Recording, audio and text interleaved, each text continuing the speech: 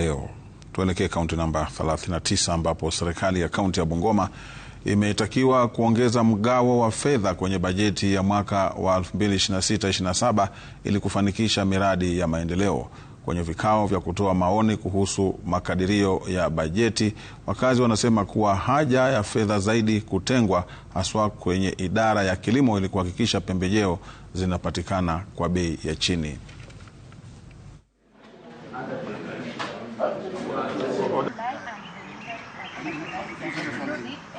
Hiyo pesa ya subsidy inayofanywa watu wachache wapate mbolea. Let us request the county to get a lot more resources so that waweze kuongezea pesa walipia mbolea inayokuja kwa county ili watu wote waweze kupata mbolea at affordable prices. Mambo mingi, hata mambo ya capitation, ongeza pesa hata kwa hizo vocational training centers.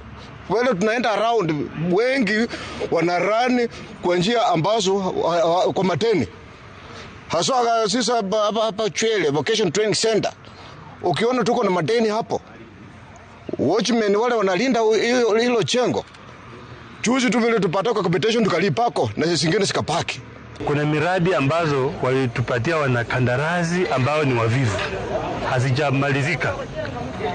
Nataka kuomba kwa heshima idara husika, haswa kitengo cha monitoring and evaluation, wahakikishe ya kwamba wanasukuma hawa wanakandarasi na wale hawana uwezo wabadilishwe. Extension ya maji, ukienda hiyo barabara ya Muhwea, kuna pipes ziliwekwa hata tulizolamika zilikuwa substandard.